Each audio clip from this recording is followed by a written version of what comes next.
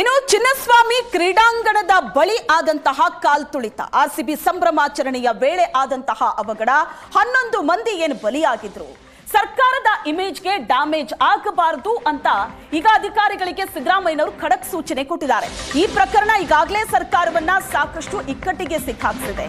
ಈ ಪ್ರಕರಣಕ್ಕೆ ಸಂಬಂಧಿಸಿದಂತೆ ಅಧಿಕಾರಿಗಳಿಗೆ ಸಿಎಂ ಸಿದ್ದರಾಮಯ್ಯ ಸೂಚನೆ ಕೊಟ್ಟಿದ್ದಾರೆ. ಸರ್ಕಾರದ ಇಮೇಜ್ಗೆ ಧಕ್ಕೆಯಾಗಬಾರದು ಅಂತ, ಕಾನೂನು ಹೋರಾಟದಲ್ಲಿ ಹಿನ್ನಡೆಯಾಗಬಾರದು, ಕಾನೂನು ಹೋರಾಟ ಪರಿಣಾಮಕಾರಿಯಾಗಿರಬೇಕು. ಸಿಎಂ ಮನೆಯಲ್ಲಿ ನಡೆದಂತ ಸಭೆಯಲ್ಲಿ ಸಿಎಂ ಕೊಟ್ಟಂತ ಸೂಚನೆ ಇದು. 11 ಮಂದಿಯನ್ನ ಬಲಿ ತಗೊಂಡಂತ ಪ್ರಕರಣ ಇದು. ಇದರಲ್ಲಿ ಮೇಲ್ನೋಟಕ್ಕೆ ಸಾಕಷ್ಟು ಎಡವಟ್ಟುಗಳು ಕಾಣಿಸ್ತಾ ಇದೆ, ನಿರ್ಲಕ್ಷ್ಯ ಕಾಣಿಸ್ತಾ ಇದೆ ಅಂತ ಪ್ರತಿಪಕ್ಷ ಕೂಡ ರಾಜ್ಯ ಸರ್ಕಾರದ ಮೇಲೆ ಮುಗಿಬಿದ್ದಿದೆ. ಮತ್ತೊಂದು ಕಡೆ ಬಹಳ ಎಚ್ಚರಿಕೆ ಹೆಜ್ಜೆ ಇಡೋದಕ್ಕೆ ಸಿಎಂ ಸಿದ್ದರಾಮಯ್ಯನವರು ಮುಂದಾಗಿದ್ದಾರೆ. ನೆನ್ನೆ ನಡೆದಂತ ಸಭೆಯಲ್ಲಿ ಇದೆಲ್ಲದರ ಬಗ್ಗೆ ಚರ್ಚೆ ಆಗಿದೆ. ಮುಂದಿನ ಹೆಜ್ಜೆ ಹೇಗಿರಬೇಕು ಅಂದ್ರೆ ಸರ್ಕಾರದ ಇಮೇಜಿಗೆ ಯಾವುದೇ ರೀತಿ ಧಕ್ಕೆ ಆಗಬಾರದು, ಕಾನೂನಿನ ಹೋರಾಟ ಪರಿಣಾಮಕಾರಿಯಾಗಿರಬೇಕು ಅಂತ ನೆನ್ನೆ ನಡೆದಂತ ಸಭೆಯಲ್ಲಿ ಅಧಿಕಾರಿಗಳಿಗೆ ಸಿಎಂ ಸಿದ್ದರಾಮಯ್ಯನವರು ಸೂಚನೆ ಕೊಟ್ಟಿದ್ದಾರೆ. ವಿಧಾನಸೌಧದ ಕಾರ್ಯಕ್ರಮದಲ್ಲಿ ಲೋಪ ಆಗಿಲ್ಲ. ಈ ಎರಡೆರಡು ಕಾರ್ಯಕ್ರಮ ಆಯೋಜನೆ ಮಾಡಿದ್ದೇ ಎಡವಟ್ಟಿಗೆ ಕಾರಣ ಅನ್ನೋ ಮಾತು ಇತ್ತು. ಪಕ್ಷದ ಒಳಗಡೆಯೂ ಕೂಡ ಕೆಲ ಸಚಿವರು ಇದನ್ನ ಮಾತಾಡಿದ್ದಾರೆ. ನಡೆದಂತ ಕ್ಯಾಬಿನೆಟ್ ಸಭೆಯಲ್ಲೂ ಕೂಡ ಕೆಲ ಸಚಿವರುಗಳು ಅಸಮಾಧಾನವನ್ನ ವ್ಯಕ್ತಪಡಿಸಿದ್ರು.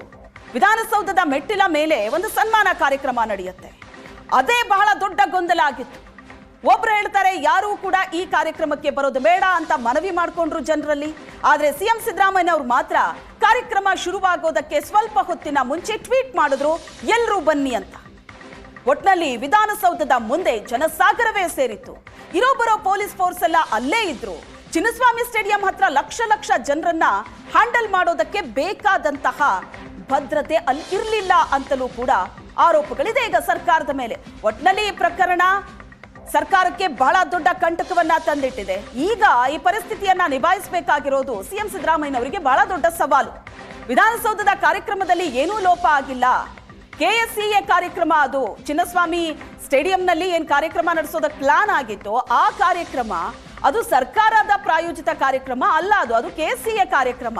ಅಲ್ಲಿ ಕಾಲ್ತುಳಿತ ಆಗಿರೋದು, ಇದಕ್ಕೆ ಸರ್ಕಾರ ಹೇಗೆ ಹೊಣೆ, ನಂದೇನ್ ತಪ್ಪು ಇದರಲ್ಲಿ ಅಂತ ಸಿಎಂ ಸಿದ್ದರಾಮಯ್ಯನವರು ಪ್ರಶ್ನೆ ಮಾಡ್ತಾರೆ. ಆದ್ರೆ ಹಾಗೆ ಹೇಳೋದಕ್ಕೆ ಹೇಗೆ ಸಾಧ್ಯ? ಈಗಾಗಲೇ ಸರ್ಕಾರದ ಇಮೇಜ್ಗೆ ಬಹಳ ದೊಡ್ಡ ಹೊಡೆತ ಕೊಟ್ಟಿದೆ ಈ ಪ್ರಕರಣ. ಆದ್ರೆ ನೆಕ್ಸ್ಟ್ ಸರ್ಕಾರದ ಇಮೇಜ್ ಡ್ಯಾಮೇಜ್ ಆಗದಂತೆ ನೋಡ್ಕೊಳ್ಳಿ ಅಂತ ಅಧಿಕಾರಿಗಳಿಗೆ ಸೂಚನೆ ಕೊಟ್ಟಿದ್ದಾರೆ ಈಗ ಸಿಎಂ ಸಿದ್ದರಾಮಯ್ಯನವರು. ಯಾಕಂದ್ರೆ ಈ ಕಾರ್ಯಕ್ರಮ ನಡೆಸೋದ್ರ ಬಗ್ಗೆ ಮುಂಚಿತವಾಗಿ ಪೊಲೀಸ್ ಇಲಾಖೆ ಸರ್ಕಾರಕ್ಕೆ ಎಚ್ಚರಿಕೆ ಕೊಟ್ಟಿತ್ತು, ಭದ್ರತಾ ಸಮಸ್ಯೆ ಆಗತ್ತೆ ಅನ್ನೋ ಕಾರಣವನ್ನ ಕೊಟ್ಟಿತ್ತು. ಆದ್ರೂ ಸಹ ಈ ತರ ಎರಡೆರಡು ಕಾರ್ಯಕ್ರಮ ಆಯೋಜಿಸುವುದಕ್ಕೆ ಪರ್ಮಿಷನ್ ಕೊಟ್ಟಿದ್ಯಾರು? ತಾಳ ಮೇಳ ಒಬ್ಬರ ಮಧ್ಯೆ ಒಬ್ಬರಿಗೆ ಇಲ್ಲ ಅನ್ನೋದು ಈ ಇಡೀ ದಿನದ ಬೆಳವಣಿಗೆ ನೋಡಿದ್ರೆ ಗೊತ್ತಾಗತ್ತೆ. ಆ ದಿನ ಸಂಭ್ರಮಾಚರಣೆಯ ದಿನ ಬೆಳಿಗ್ಗೆ 7 ಗಂಟೆಗೆ ಆರ್ಸಿಬಿ ಅಧಿಕೃತ ವೆಬ್ಸೈಟ್ ಅಲ್ಲಿ ವಿಕ್ಟರಿ ಪರೇಡ್ ನಡೆಯುತ್ತೆ ಅನ್ನೋ ಮೆಸೇಜ್ ಬರುತ್ತೆ, ಟ್ವೀಟ್ ಮಾಡುತ್ತೆ. ಆದ್ರೆ ಮಧ್ಯಾಹ್ನ 12 ಗಂಟೆ ತನಕ ಕಾರ್ಯಕ್ರಮ ನಡೆಸಬೇಕೋ ಬೇಡವೋ, ಪರ್ಮಿಷನ್ ಕೊಡಬೇಕೋ ಬೇಡವೋ ಅನ್ನೋದ್ರ ಬಗ್ಗೆನೇ ಸರ್ಕಾರದ ಮಟ್ಟದಲ್ಲಿ ಗೊಂದಲ ಇರುತ್ತೆ. ಫೈನಲಿ ಕಾರ್ಯಕ್ರಮ ಏನೋ ಓಕೆ ಆಗತ್ತೆ.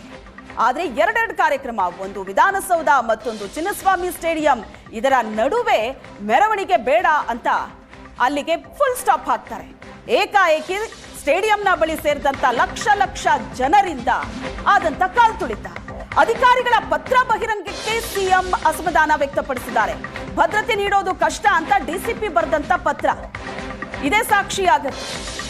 ಭದ್ರತೆ ನೀಡೋದು ಕಷ್ಟ ಅಂತ, ಯಾಕಂದ್ರೆ ಹಿಂದಿನ ದಿನ ಫೈನಲ್ ಮ್ಯಾಚ್ ನಡೆದಿರುತ್ತೆ. ಇಡೀ ರಾತ್ರಿ ಅಭಿಮಾನಿಗಳು ಸಂಭ್ರಮಾಚರಣೆ ಮಾಡಿರ್ತಾರೆ. ಇಡೀ ರಾತ್ರಿ ಪೊಲೀಸರು ರಸ್ತೆಯಲ್ಲೇ ಇದ್ರು, ಯಾಕಂದ್ರೆ ಅಭಿಮಾನಿಗಳನ್ನ ಹ್ಯಾಂಡಲ್ ಮಾಡೋದಕ್ಕೆ. ಆದ್ರೆ ಮಾರನೇ ದಿನ ಬೆಳಗಾದ್ರೆ ಮತ್ತೆ ಇಂಥದ್ದೊಂದು ದೊಡ್ಡ ಕಾರ್ಯಕ್ರಮ ಅಂತ ಅಂದಾಗ ಪೊಲೀಸ್ ಇಲಾಖೆ ಇದ್ರ ಬಗ್ಗೆ ಮೊದಲೇ ಮಾಹಿತಿಯನ್ನ ಕೊಟ್ಟಿತ್ತು. ಭದ್ರತೆ ನೀಡೋದು ಕಷ್ಟ ಅಂತ ಡಿಸಿಪಿ ಪತ್ರ ಬರೆದಿದ್ರು.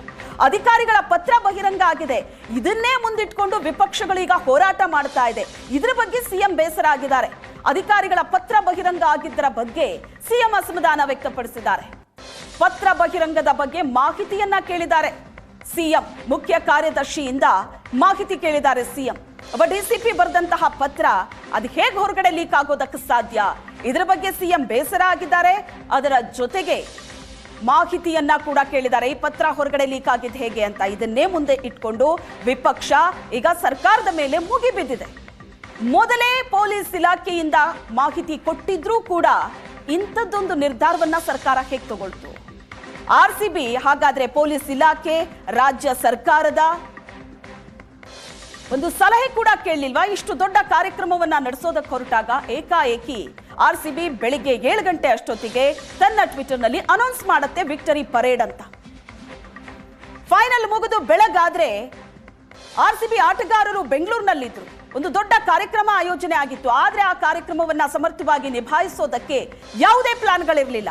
ಈ ಕಡೆ ಭದ್ರತೆ ಬಗ್ಗೆಯೂ ಕೂಡ, ಆ ಕಡೆ KSCA ಆಯೋಜನೆ ಮಾಡಿದಂತ ಆ ಕಾರ್ಯಕ್ರಮದಲ್ಲೂ ಕೂಡ ಸಾಕಷ್ಟು ಗೊಂದಲ ಇತ್ತು. ಟಿಕೆಟ್ ಕೊಡೋದ್ರಿಂದ ಹಿಡಿದು ಸಮಸ್ಯೆಗಳಾದ್ರೆ ಅಲ್ಲಿ ತುರ್ತು ಚಿಕಿತ್ಸೆಗೆ ಅಂತಲೂ ಯಾವುದೇ ವ್ಯವಸ್ಥೆ ಮಾಡದೆ ಒಟ್ನಲ್ಲಿ ಒಂದು ಕಾರ್ಯಕ್ರಮ ಅಂತ ಅನೌನ್ಸ್ ಮಾಡಿಬಿಟ್ಟಿದ್ರು.